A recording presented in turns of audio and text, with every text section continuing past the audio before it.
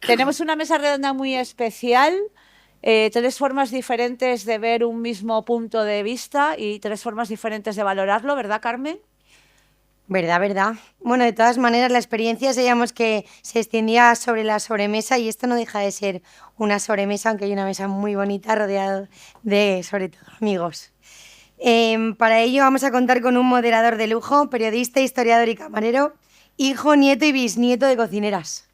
Sí. Conoce como pocos el alma de la gastronomía. Él será el encargado de poner orden y también de dar voz. Una mesa redonda que promete ser tan inspiradora como reveladora. Tres miradas distintas que desde sus respectivas trayectorias aportarán una visión completa sobre el papel de la sala y su evolución en el panorama gastronómico actual. Y un momento porque lo tengo que leer, ¿vale? La mesa la va a moderar Guillermo Elejabeitia. Elejabeitia, sabía yo que lo Gracias, iba a decir Elsa. mal, sabía Yo yo. le paso la pelota a Elsa. Bueno, un Muchas fuerte gracias, un aplauso.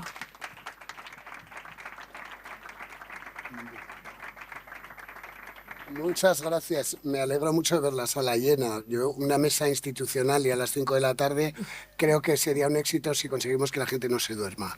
O sea que vamos a tratar de no aburrirnos y de no aburriros y de hablar de muchas cosas que se han hablado durante estos 2 días aquí en Suite y que creo que las instituciones que me acompañan pues pueden aportar cosas. Me acompañan hoy aquí José Miguel Herrero, director general de Administración del Ministerio de Agricultura, Pesca y Alimentación. Alimentación. De Alimentación, Administración. Ay, perdóname. Las 5 de la tarde. Director general de Alimentación del Ministerio de Agricultura, Pesca y Alimentación y gastrónomo con muchas horas de vuelo. Arantxa Martínez, directora de Empleo del Gobierno Vasco, y Luis Suárez de Lezo, presidente de la Real Academia de Gastronomía. ¿No? Tres puntos de vista distintos, como decían. El tema es tan amplio, perspectivas de la sala, que yo creo que podemos hablar de casi cualquier cosa. Entonces, bueno, vamos a intentar aterrizar ideas y abordar temas que creo que preocupan al sector. José Miguel, voy a empezar contigo. A mí, dentro del Ministerio de Agricultura, Pesca y Alimentación, hay una campaña que me ha gustado especialmente en los últimos años, esa de el país más rico del mundo, ¿no? Que ha conseguido poner en valor el sector primario y hacer que sintamos orgullo por el campo, cuando durante décadas fue algo de lo que la gente huía. Los embajadores de ese producto en realidad son los camareros. ¿Podremos decir algún día con orgullo también que somos un país de camareros? Bueno, pues buenas tardes a todos. Es un placer estar aquí. Muchas gracias por invitarme y es un placer porque he estado antes esta mañana un rato y he visto que hay mucha energía. Es una sala donde hay mucha energía y yo creo que eso pues indica mucho de este congreso. Bueno, como bien dices, para el Ministerio desde hace unos años estamos trabajando mucho en recuperar el orgullo de la producción nacional, tanto de la producción primaria, los agricultores, los ganaderos, los pescadores, también de nuestros transformadores de esas materias primas y evidentemente la gastronomía y el restaurante es el escaparate mejor donde se pone en valor todas esas materias primas. Y evidentemente la sala es el punto más importante, se ha hablado esta mañana, porque es donde todos los clientes, y fíjate que vamos a llegar en España a tener 50 millones de habitantes y 95 millones de personas que nos visitan todos los años. Es decir, hay millones de personas que conocen nuestro país gracias a lo que descubren en los bares, en las tabernas, en los restaurantes, y vosotros como pues camareros, jefes de sala, jefes de rango dentro de esas salas, sois los mejores embajadores para mostrar lo mejor de nuestra gastronomía. Si me permites, voy a contaros también una cosa que estamos haciendo dentro del Ministerio, un proyecto muy interesante, que es un plan de medidas para consolidar la gastronomía española en el exterior. Y estamos escuchando pues, muchas caras y personas relevantes dentro de este sector y estamos buscando cuál es la foto de nuestra gastronomía. Y me gustaría, bueno, que cada uno piense en qué identifica por la gastronomía española, cuál sería su foto. Pues el resultado de esas reuniones es las personas, nuestra manera de compartir, de vivir. Y se habla mucho también de la sonrisa. O sea, la diferencia de unos países con otros es que cuando tú entras a un bar, a una taberna, a un restaurante, la persona que te recibe con una sonrisa y eso no es tan habitual en otros países. O sea, que creo que es fundamental vuestro trabajo porque sois las caras que reciben a todas esas personas que nos visitan y a los españoles que nos gusta comer fuera. Muchas gracias. Arantxa, el empleo creo que es uno de los grandes retos en el sector, ¿no? Aquí de todas maneras el desafío no es luchar contra el paro, sino atraer manos y talento al oficio. ¿Cómo se hace eso? ¿Qué hace el gobierno vasco para atraer talento a la hostelería? Y otra cosa, ¿considera la hostelería empleo de calidad? Por supuesto, respondiéndote a lo último, por supuesto que hay empleo de calidad, sin lugar a dudas. De hecho, las últimas informaciones que tenemos respecto a los datos de empleo es que el sector hostelero es donde más contratación indefinida se está realizando en los últimos años. Con lo cual creo que es un dato importante, ¿eh? O sea, más allá de las cosas que podamos ver en redes sociales, de que podamos ver en muchos ámbitos. Habrá de todo, como en botica, eso también lo tengo claro, ¿no? Pero en general podemos decir que sí hay empleo de calidad. El reto efectivamente es que existe una demanda importante de personas para cubrir ocupaciones, diferentes perfiles profesionales, ya no solamente de camareros, sino pues, efectivamente de jefes de sala, de cocineros, de cocineras, absolutamente de todo. Tenemos a 100.000 personas todavía en el desempleo, y eso que somos de las comunidades con la tasa de paro más baja, y no conseguimos aunar la oferta con la demanda. En eso es lo que estamos trabajando ahora mismo, en intentar casarlo a través de diferentes programas, de diferentes iniciativas. Estamos incluso hemos trabajado con la Asociación de Hosteleros de Guipúzcoa en proyectos piloto para conseguir la regularización de personas en situación irregular y puedan trabajar en el sector, en esos ámbitos. Sin embargo, por mucho que hacemos, tenemos un problema, y el problema es que el sector, lo siento mucho, no es atractivo para la gente. Es así, o sea, hay gente que tiene una gran vocación y fundamentalmente ligado al tema de la gastronomía, es así, pero si vamos donde los jóvenes, vamos incluso de otro tipo de colectivos, o sea, no solamente personas jóvenes, sino personas mayores, de cualquier ámbito, que con un proceso de reciclaje, ¿no?, de adaptación de competencias profesionales, podría perfectamente ocupar un puesto en el sector hostelero, sin embargo, no quieren acceder a él. Entonces, yo creo que esos son todos los problemas que tenemos. ¿Cómo conseguimos hacer atractivo este sector? Igual que otros, no solamente este. Tenemos el de la logística también, tenemos el sector de la construcción, que son sectores en los que existe una gran demanda de mano de obra y, sin embargo, no resultan atractivos. Yo creo que ese es el principal reto que tenemos ahora mismo y uno de los problemas más graves. Muchas gracias.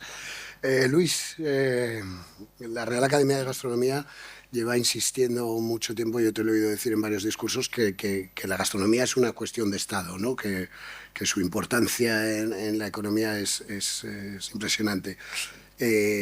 ¿Hay buena gastronomía sin buenos camareros?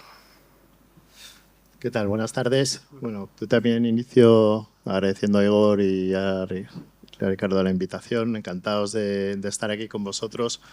Es verdad que llevamos tiempo hablando de gastronomía como cuestión de Estado, pero porque creemos que es mucho más importante para la vida de nuestro país, más allá de lo que significa el comer. O sea, la gastronomía ya es mucho más que eso. Y hicimos un informe con KPMG de qué significaba la gastronomía de toda la cadena de valor, desde el productor hasta el alimento llega a las casas, incluso hasta el desperdicio. Y el resultado fue que significa el 27% del PIB del país y el 37% del empleo directo e indirecto. O sea, que os podéis imaginar la importancia que tiene para un país como el nuestro pero no solo porque sea importante en materia de empleo, es que yo creo que forma parte de todos los ámbitos de nuestra vida, desde que nos levantamos hasta que nos acostamos. Podemos hablar de cultura, podemos hablar de desarrollo rural, podemos hablar de turismo, podemos hablar de sostenibilidad, podemos hablar de innovación, de competitividad, podemos hablar de salud, la importancia que tiene la alimentación para nuestra salud y la de nuestros hijos, podemos hablar de educación, cómo se puede educar en valores a través de la gastronomía. Creo que es tan amplio de lo que estamos hablando que merece la pena darle la importancia. Pero para hablar de la parte de sala, que es lo que estamos aquí, yo creo que hay algo que es muy importante en toda esta cadena, que es que está tan interrelacionado todo que lo que le pase a uno de los eslabones afecta a todos.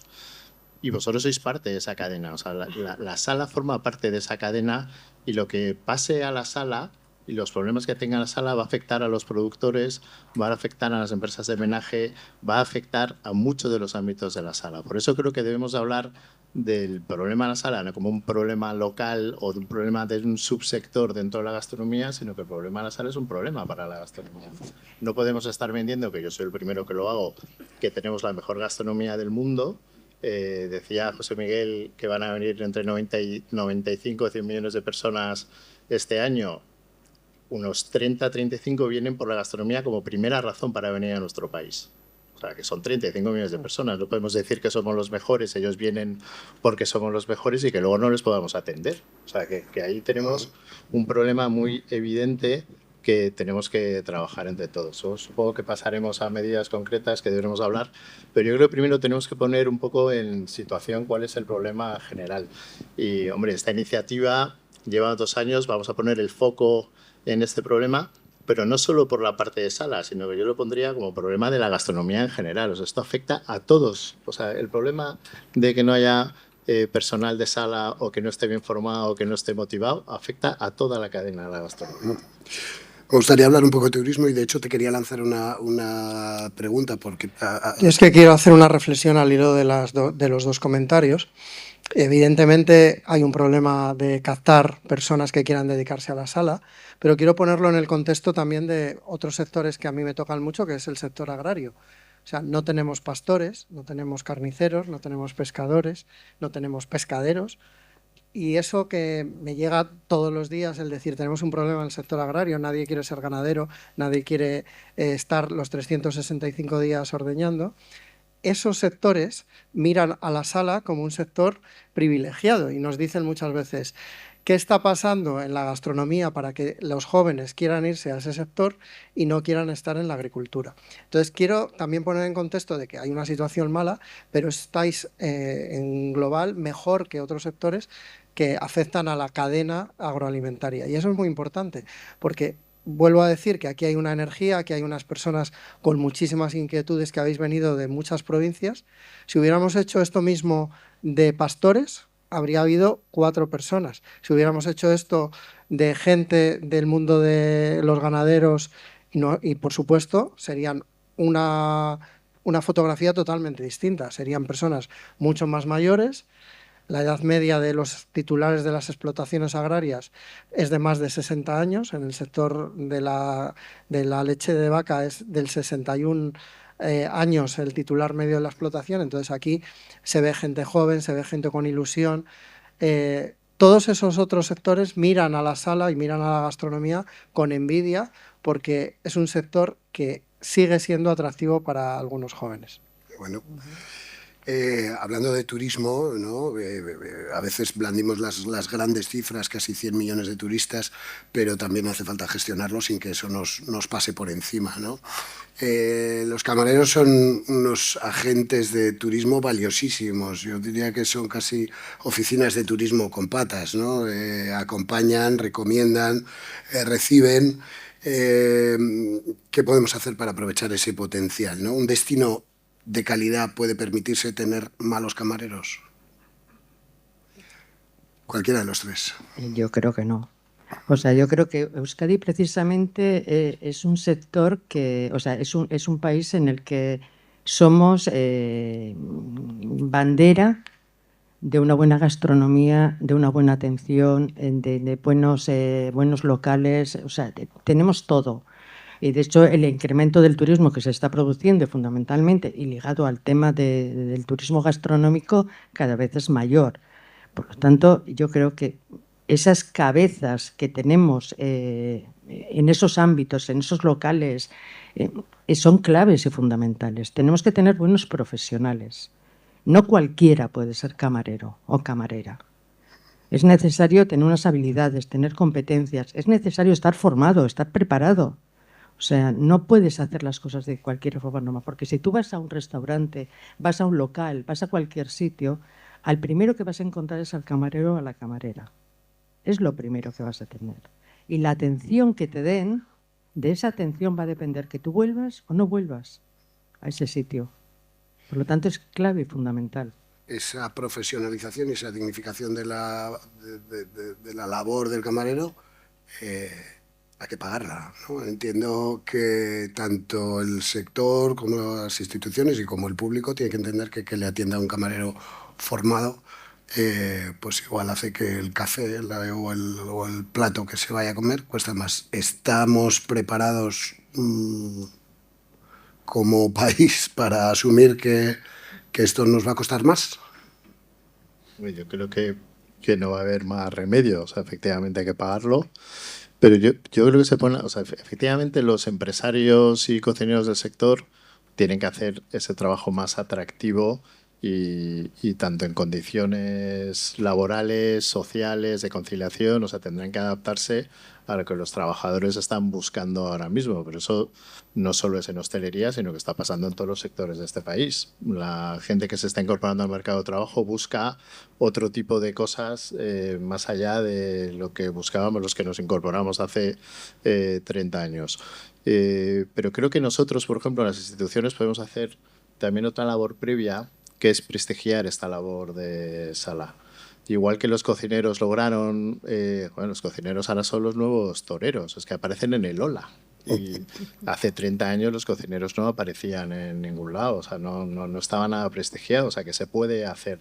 Vamos a prestigiar esta labor de trabajar en la sala de un restaurante, la importancia que tiene hacer feliz a muchísima gente que va a esos restaurantes. Creo que se pueden ganar competencias, no solo de servir una mesa, sino que trabajar en la sala de un restaurante va muchísimo más allá de eso y creo que se puede mejorar. Y eso terminará siendo rentable. O sea, el empresario lo que tiene que entender es que tener los mejores profesionales de sala le va a hacer fidelizar clientes, le va a hacer que sea más rentable su restaurante y efectivamente va a poder cobrar más para que la gente lo pague porque realmente esté a gusto allí.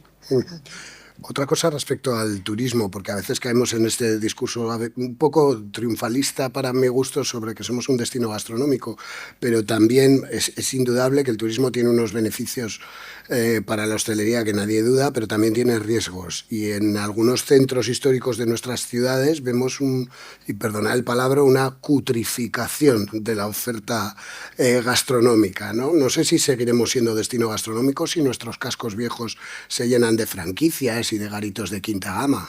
¿Cómo gestionamos eso? Bueno, yo creo que hay que convivir con los modelos que están en el mundo, porque igual que nos pasa en los cascos viejos de España, pues si vamos a cualquier otro país hay una proliferación de ese tipo de establecimientos de hostelería, hay un público que lo está demandando, pero tenemos que buscar la diferenciación y yo creo que lo he dicho antes, o sea, lo que nos caracteriza de otros países es nuestro estilo de vida, nuestra manera de compartir, las emociones que se generan alrededor de la comida. Se ha dicho mucho esta mañana, ¿no? Y creo que los responsables de la sala tienen un poder inmenso de cambiar el estado de ánimo. Se comentaba esta mañana, una buena hospitalidad, un sentirte confortable en un establecimiento hace que tu experiencia sea puede ser nefasta o puede ser excelente, y el poder de convertir una buena o mala experiencia lo tiene cada uno de los que están dentro de una sala. O sea, no solo el jefe de la sala, sino todas las piezas. Es como un equipo de fútbol. Todos se necesitan y todos tienen que estar perfectamente engranados. Creo que hay que trabajar la formación para que esos camareros, esos responsables de estar en contacto con el cliente, conozcan los productos y sean un poco prescriptores también de qué consumir y contar un poco la historia de cada uno de los platos o de esos vinos o de esas bebidas que se consumen. Y creo que hay que trabajar también en un entorno laboral que propicie pues un poco la excelencia y la pasión. Cuando una persona trabaja en algo que le gusta y tiene pasión, eso es contagioso entre el resto del equipo y, por supuesto, también con las personas con las que interactúa. Sí, pero también hay un fenómeno de concentración empresarial, ¿no?, en el sector de la hostelería. Antes teníamos un sector que era un bar, una familia detrás, ¿no? Y ahora vemos cómo hay grupos que tienen decenas de establecimientos. Hemos pasado de un sector de pequeños empresarios a un sector de empleados, y eso creo que tiene consecuencias en el reparto de la riqueza, en la diferenciación y en la calidad de la oferta que ofrecemos. Ahí me refería un poco cuando no sé si se puede hacer algo para proteger a ese pequeño empresario familiar frente a unos grupos o a unas franquicias que de alguna manera pues tienen un poder para llevarse los lugares más jugosos de nuestras ciudades, para competir en los precios, que están ahogando quizá a esa hostelería de excelencia de la que hablamos en abstracto, pero que coño lo está pasando fatal. Y fíjate, se te puede llevar la contraria, ¿no? Por supuesto. Pues, o sea, yo creo que hay una parte de verdad en lo que dices, pero no es toda. La primero de todo porque había bares familiares donde trabajaban los padres, los hijos y tal, que eran imposibles de entrar. O sea, digo que no vamos a mitificar el típico restaurante familiar porque fuera un restaurante familiar donde trabajaran todos, porque eran, o sea, imposibles. Por sanidad, por gestión, o sea, bueno, o sea, no mitifiquemos los negocios familiares. Y luego es verdad que están abriendo y que esto es una tendencia mundial, pero también yo veo que están abriendo sitios buenísimos. Y creo que está pasando una cosa en España que lo vamos a ver con el paso del tiempo, que es que grandísimos cocineros no, o sea, gente muy joven que lleva años trabajando en muy buenos restaurantes, que tenemos muy buenos restaurantes en este país, están abriendo en un montón de sitios de España donde veraneaban, de donde son sus abuelos, que algunos estáis por aquí, que os he visto, y están abriendo sus negocios con su pareja, con tal. Y creo que de repente se empieza a esparcir un grupo de grandes restaurantes por toda España que no hemos tenido nunca.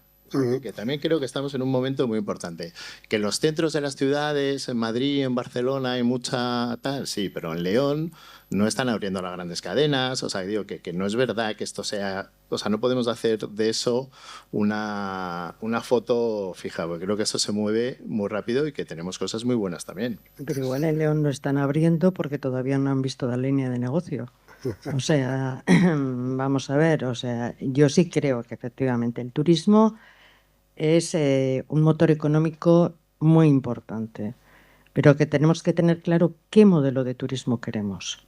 O sea, si queremos un modelo de turismo low cost, basado en esas franquicias, pues bueno, en lo que todos conocemos, ¿no? El turismo del botellón, de la juerga, de las despedidas, de no sé qué. O si queremos apostar por un modelo de turismo sostenible, de calidad, basado en el valor añadido que nosotros aquí en Euskadi podemos ofrecer. En estos momentos es verdad, ves el centro de Bilbao, el casco viejo, o sea, es una realidad. El casco viejo hay locales, muchos locales tradicionales de toda la vida donde se comía de maravilla y que han ido cerrando. Y han sido sustituidos por franquicias. Y eso sí que es verdad que es un peligro, porque aboga por otro tipo de turismo diferente quizás al que nosotros, al menos desde el gobierno vasco, queremos impulsar. O sea, no es ese turismo de masas, aglomeraciones, no. Es un turismo como el que hemos venido teniendo hasta ahora, donde la gente venía porque sabía que aquí se comía muy bien, se estaba muy bien, los locales que teníamos eran una maravilla y bueno, y sí, tenías que pagarlo, evidentemente, pero eso te va a pasar siempre. Si quieres calidad, como digo yo, si yo quiero comer un buen pescado, sé que lo voy a tener que pagar, evidentemente. O sea, es así. Si voy a la pescadería a comprarlo, también lo voy a tener que pagar. No es lo mismo un besugo salvaje que uno de piscifactoría. No tiene nada que ver. Y yo creo que ahí está. Y sí corremos el peligro de que nos podamos ir hacia ese otro modelo que no sé si nos va a gustar tanto. Claro. Bueno, ahí quería llegar. Me encanta que además se abra un poco de debate. Es un terreno pantanoso. La ley tiene que ser igual para todos y además el alma de un proyecto es un ingrediente muy difícil de medir. Una institución pública cómo decide, oye, esto sí nos conviene o esto no, ¿no? Al fin y al cabo tiene que haber un marco legal estable. Pero ¿hay alguna fórmula para que esos pequeños proyectos, que como bien dices están surgiendo en muchos sitios, pero también creo que no podemos olvidar que están surgiendo en pueblos porque la ciudad no se lo permite, porque es intratable para esta parejita joven montar un restaurante quizá en la calle donde estaban viviendo, en el centro de Madrid, y se vuelven a su pueblo? Yo no estoy de acuerdo esa descentralización. España es más grande que Madrid y las provincias, hay muchas provincias donde no tienen los alquileres tan disparados como está en Madrid, y no solo son la gente que vuelve a los pueblos, sino que hay posibilidades de gente que quiera emprender en una ciudad más pequeña que pueda hacerlo. O sea, creo que hay que apostar por ese tipo de proyectos, y creo que la diferencia es, aparte de la calidad, que por supuesto tenga ese establecimiento, es el servicio, es lo que va a diferenciarnos. Vamos a un mundo donde cada vez está todo mucho más automatizado, estandarizado, donde las máquinas mandan sobre las personas. Y en este sector yo creo que va a ser uno de los últimos donde va a pasar eso, porque la gastronomía es compartir, la gastronomía es comer con otras personas, es un momento social y es clave en la diferenciación del servicio y el trato que te dan en unos establecimientos de otros. Eso es lo que va a diferenciar una franquicia que vas a pedir por un terminal, que es un ordenador, y te lo va a traer un robot, e ir a un sitio donde te van a llamar por tu nombre o van a contarte la historia del queso que estás comiendo o del vino que estás bebiendo. Esa es la diferencia, y creo que aquí hay una oportunidad en este sector que otros a lo mejor no lo tienen. Interesante. Por ir tocando temas además que han ido surgiendo a lo largo de estos 2 días de congreso, porque se ha hablado, por ejemplo, de salud mental. Se ve que los hosteleros se están poniendo las pilas, ¿no?, para gestionar mejor las emociones. No puede ser que este oficio que se trata de hacer feliz a la gente pues rompa un poco emocionalmente a las personas, ¿no? Pero concretando, ya que tengo aquí a instituciones, si estamos de acuerdo en que hay que dedicar un esfuerzo emocional intenso a hacer feliz a la gente, a gestionar equipos, ¿qué energía queda luego para gestionar la burocracia? ¿Pueden las instituciones ponérselo algo más fácil a los hosteleros, especialmente a los pequeños? Se intenta. Yo al menos, yo hasta donde sé, ¿no? O sea, se intenta. O sea, reconozco que es complicado. Es complicado, porque tienes que aunar, al final tienes que aunar la seguridad jurídica con las facilidades que tienes que proporcionar al destinatario final. Y sí que es verdad que es complicado, los trámites burocráticos. Yo os puedo asegurar que llevo 1 año en el gobierno, llevo 1 año, o sea que soy nueva. Y una de las cosas que peor llevo es la burocracia. O sea, yo, desde dentro, o sea, es increíble. Con lo cual, por mucho que intentes facilitar los trámites, las tramitaciones, que no tengas que presentar documentos, que no tengas que hacer 40.000 cosas, siempre hay determinados órganos de la administración que te exigen por seguridad jurídica seguir unas tramitaciones y no hay vuelta de hoja. Mira, yo llevo 25 años y vivo entre la burocracia, entre los trámites, las normas, las normativas. Yo estoy muy macro porque estoy en el ministerio, pero luego hay 17 comunidades, un montón de diputaciones, de ayuntamientos, cada uno con una normativa. Es súper complicado y lo comprendo. Y yo vivo también el proceso de simplificación de la Unión Europea, cuando ahora están simplificando, y lo que hacen muchas veces es complicar mucho más y es difícil. O sea, yo comprendo que la administración, y lo hablo mucho también con Luis, somos complicados, hay procedimientos muy lentos, los tiempos que tiene la empresa son mucho más cortos y ágiles que los tiempos administrativos, que son mucho más largos. Luego está el tiempo también político, que cambian las personas y cambia un poco todo la manera de plantear los temas. O sea, comprendo que la burocracia es un problema, pero es un problema aquí y es en Suiza y en Dinamarca. Es decir, que estamos en un entorno donde hay unas normativas que hay que cumplirlas y que a veces no son fáciles, porque no son la administración habla un lenguaje que no es el que habla la calle. Yo creo que el sector de alguna manera reclama un acompañamiento en el día a día. A veces parece que el apoyo institucional a la gastronomía se concentra en grandes eventos, que está perfecto, pero a veces creo que los hosteleros agradecerían un acompañamiento en los espacios en los que no hay una foto y un titular de prensa. ¿Qué se puede Yo hacer? creo que ese acompañamiento puede existir, ¿eh? O sea, yo creo que desde las... A ver, yo no estoy en el departamento de turismo, ni controlo la hostelería, ni nada. Os hablo de oídas, ¿no? De mi experiencia de todos estos años en otros ámbitos. Y yo creo que sí que hay un sistema de acompañamiento. Hay ayudas, hay iniciativas que se pueden solicitar. ¿Son suficientes? No lo sé. Puede que sean necesarias más. Pero yo lo que os animo a todos es que intentéis utilizar todas las que haya, o sea, absolutamente todas. Y si hay alguna que consideráis que es necesaria, que la propongáis, porque siempre hay líneas para poder actuar. O sea, yo creo que no hay nada imposible en esta vida. Yo soy muy crítico con eso porque nosotros desde la administración hacemos miles de iniciativas que al final la gente no se entera de las cosas que están encima de la mesa. Luis ha hablado de los proyectos que estamos impulsando también fuera de España.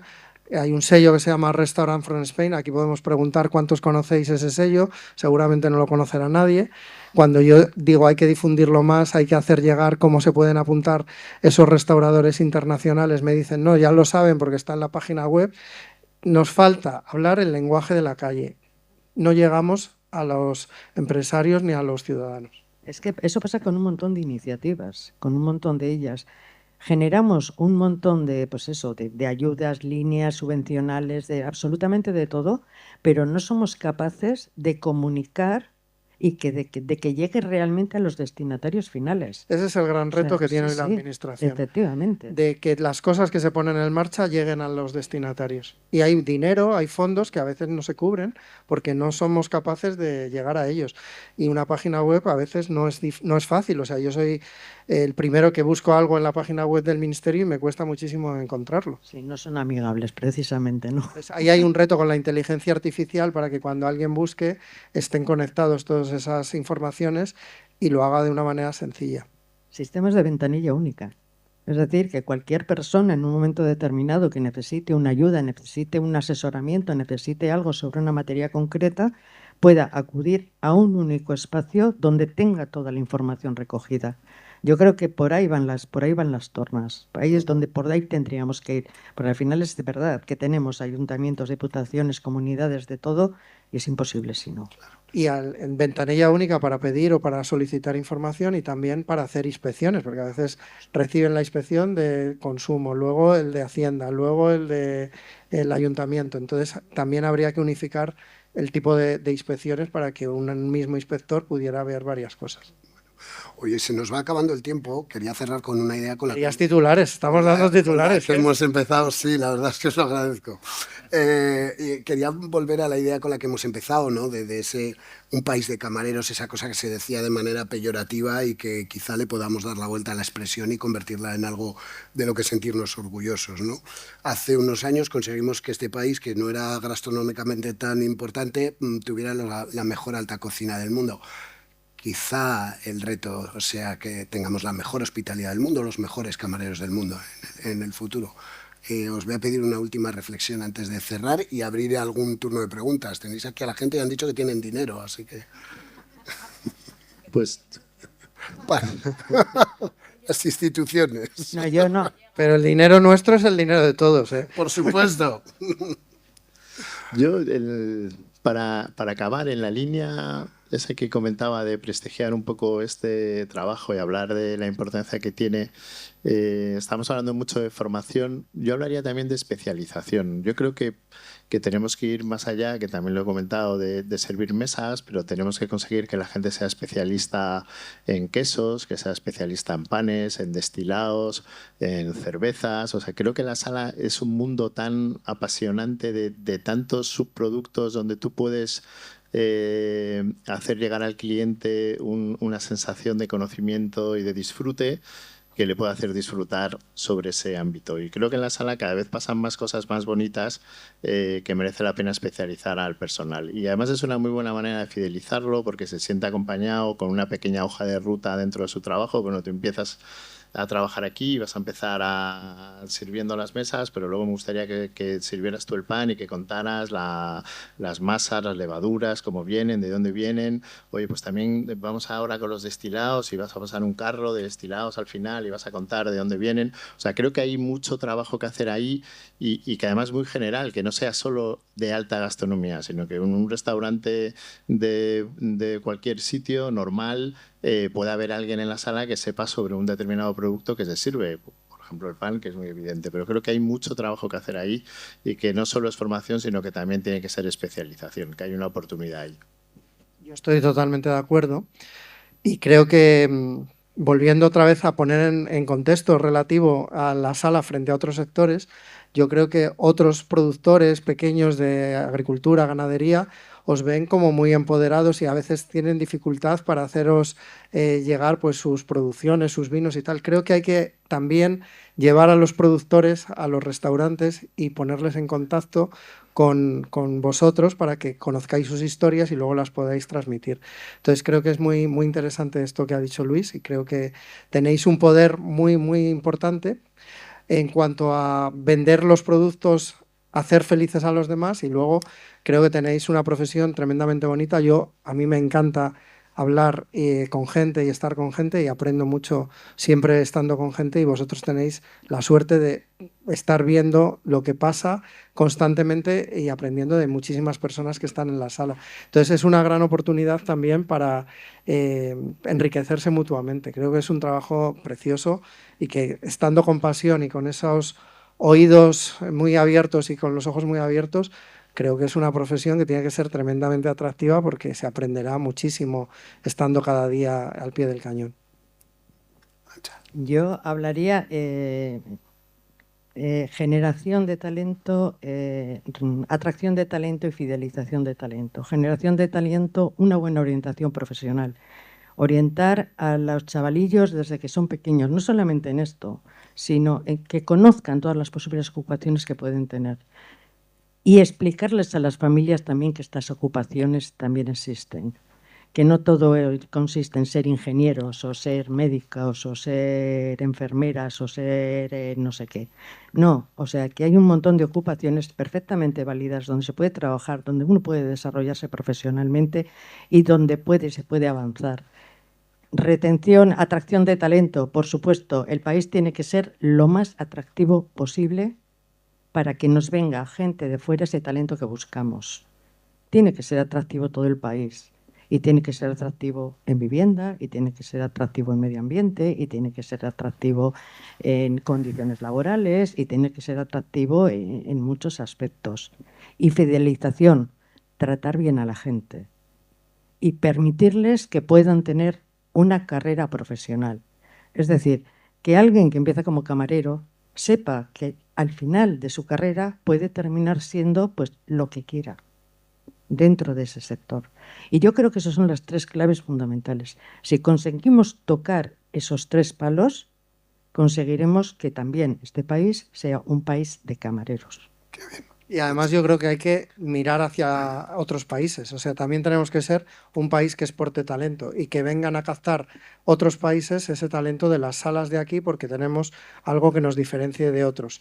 Esa sonrisa, ese conocimiento y esa hospitalidad. Creo que también no solo tenemos que mirarnos dentro, sino que tenemos que ser atractivos para que otros países vengan a captar el talento aquí. Que no se nos van, que se nos van, que no me fastidies. Generamos y tenemos aquí, los mantenemos aquí, déjate.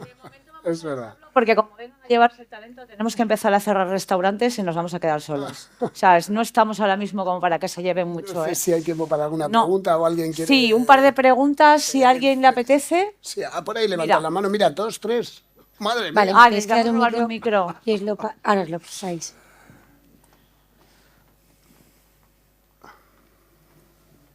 Bueno, buenas tardes. Muchas gracias. Yo creo que esta ponencia o este ratito debería ser prácticamente un día entero de congreso. Creo que es clave de lo que se está hablando y, por desgracia, muy poco tiempo el que se dedica, ¿no? Desde hace poco tiempo dirijo una escuela de hostelería, aparte de tener una empresa que trabajamos en el sector gastronómico. Arantxa, hay una cosa, y te lo traslado un poco porque he trabajado en la administración 9 años, ¿no? Es curioso como desde las administraciones muchas veces, entre comillas, se critica a lo mejor el turismo, como diciendo, estamos fastidiando el país y todas estas historias, ¿no? El turismo da de comer a España, ¿no? Eso es una realidad, ¿no? Y creo, como también ha apuntado José Miguel, que toda la sociedad en general en el mundo entero se está transformando. Y un poco también lo que se trasladaba de que en los negocios, las familias, tal, ¿cómo podemos proteger? A ver, la hostelería no es más que la metalurgia, ni es menos que la ganadería, ni es nada, ¿no? Yo creo que hay que, entre comillas, decir, ¿no? ¿Cómo protegemos a un hostelero de toda la vida? No hay que protegerlo. O sea, la administración no tiene que proteger a nadie. Yo creo que desde la escuela de hostelería hay que trabajar muchísimo, creo que sí habéis incidido ahí, en trasladarle a los chavales, para empezar, una cosa muy importante que creo que se está empezando a hacer, es la orientación. Yo creo que desde los colegios está empezando a verse la FP y los grados superiores como una alternativa real de empleo. Creo que la dualización por fin ha llegado a España para quedarse. Creo que es fundamental. Increíblemente no ha llegado cuando en Europa lleva 25 años, ¿no? Es muy importante que los chavales desde el principio en los colegios y los padres, como tú estabas diciendo, creo que es fundamental, vayan valorando que este es un sector profesional necesario y maravilloso. Creo que los convenios laborales se están reestructurando y el sector después de la pandemia ha aprendido mucho. Creo que hay una reestructuración donde la conciliación cada día es una realidad, porque si no se cierran los restaurantes. Yo creo que el problema no es la turistificación y la gentrificación. Yo creo que el problema era ese, ¿no? También es cierto que los chavales hoy día tienen una visión de la vida compleja de trasladarles que hay que currarse y que hay que, aparte de derechos, hay muchos deberes, ¿no? Y eso hay que también transmitirlo. Estaría hablando 1 hora y media de este tema, ¿no? Pues pero no sí podemos, cierto, ya lo siento. Y lo siento, Lo que viene a invitarle de poner. pero sí que es verdad que creo que se está cambiando todo. Lo hemos hablado hoy. Creo que hay algo que está empezando a moverse. Creo que es cuestión de años. Yo creo que España, por supuesto, bueno, y otros países de Europa es muy interesante, ¿no? Pero creo que hay cosas que están cambiando. Hay que motivar, hay que trasladarlo a los padres, como tú decías, que no tiene que ser ingeniero aeronáutico su hijo para que sea feliz. Porque creo que hay también mucho talento, muchísimo talento oculto en muchos chavales que se ven con una serie de obligaciones o de caminos muy definidos que les impide saber que sirviendo en una sala pueden ser inmensamente felices. Porque, como decía José Miguel, probablemente hay pocos trabajos donde realmente tú te puedes ir a tu casa siendo feliz, como es trabajar en sala, ¿no? Creo que esto se está reinventando y reestructurando en positivo y que hay que transmitir mucho eso. Por eso este congreso, este evento, esta actividad creo que es fundamental y que de alguna forma tiene mucho sentido. Hablaremos con Igor para que el año que viene se vuelva a transmitir esta mesa redonda. Yo creo que necesita como de 4 o 5 sesiones más. Y no me enrollo más. Muchas gracias. Gracias. Gracias. Estas dos, ¿no? Sí. Una más, pero tiene que ser muy rápido, María, porfa. Rapidísimo. Gracias. Voy a coger un poquito el hilo del compañero que viene del sector privado de formación, yo soy el público. Y 2 cositas. La primera, el talento se retiene, el talento se puede ir fuera. Me voy a querer un poquito, ¿vale? Creo que tengo algo de talento. Yo me fui a Noruega a trabajar y me di cuenta de lo que allí les hacía falta en el año 2000 y era esa sonrisa y esa atención y la hospitalidad. Creo que no tenemos que ser un país de camareros, sino un país de hospitalidad en general. Y la segunda es que cuando yo estaba estudiando en el instituto en el que hoy soy profesora, teníamos la misma dotación que 27 años después seguimos teniendo en el centro educativo. Entonces, nos hace falta mucha ayuda por parte de la administración, que es la que luego la empresa nos está exigiendo que formemos. Entonces, trabajamos con lo que podemos y sacamos mucho talento a la empresa con lo poquito que tenemos. Entonces, lo único que pido es pues, poner un poquito el foco en esa educación, tanto privada como pública, y que se aporte para que luego podamos aportar. Muchas gracias, María. No, Bueno, desde luego es una mesa no de abrir melones, sino de abrir sandías. Esto tiene mucho No se ha jugo. dormido la gente. Pero es verdad, No se ha tenemos dormido muchísimas nadie. preguntas. A mí me quedo 5 o 6 en el tintero que igual luego recojo, así que no os vayáis, ¿eh? Os creíais que éramos aburridos, pero no. Que No, va. nada. No se ha Qué va. dormido nadie. Yo me tiraría Muchísimas horas hablando gracias. de este tema. O sea. Muchísimas gracias Bueno, a los nos ha cuatro. encantado. Un fuerte aplauso, por favor. Muchas gracias, Luis.